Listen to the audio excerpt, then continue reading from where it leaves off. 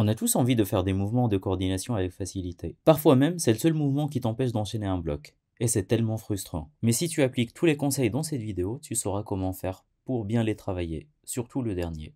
Pour ça, je prends l'exemple de ce bloc rouge avec une coordination dans un très léger dévers. Et on commence avec les erreurs communes. La pire chose que tu puisses faire, c'est de viser cette prise, car tu n'arriveras pas dessus avec la bonne position, et tu vas juste gaspiller des essais. Que ce soit en statique ou en dynamique, ne fera qu'alimenter de fausses croyances de type « tu es trop petit, c'est trop dur pour toi », et donc tu seras plus frustré. Et quand tu prends de l'élan, ça t'éloigne du mur. Grâce à ces progressions, on va voir comment méthodiquement travailler ces mouvements de coordination. Pour commencer, je te conseille d'oublier les prises cibles. Ton but, c'est juste de calibrer l'élan et de savoir avec quelle puissance tu vas te lancer. En gros, tu vises le tapis.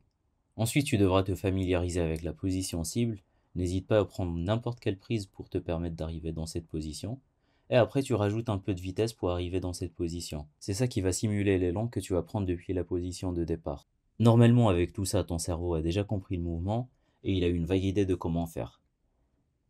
Il ne te reste donc plus qu'à faire des essais depuis le début, qu'on peut appeler des essais de familiarisation. Chaque essai va donner un peu plus d'informations à ton cerveau sur comment faire les mouvements, et donc ton corps exécutera de mieux en mieux ce mouvement jusqu'à arriver à le faire correctement.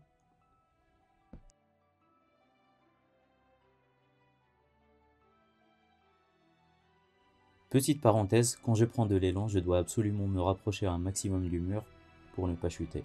En fait, c'est ça qui va valoriser la prise cible. Et une fois que tu l'auras réussi, c'est pas fini. Il faut encore le faire plusieurs fois. C'est ce qu'on peut appeler une validation des acquis.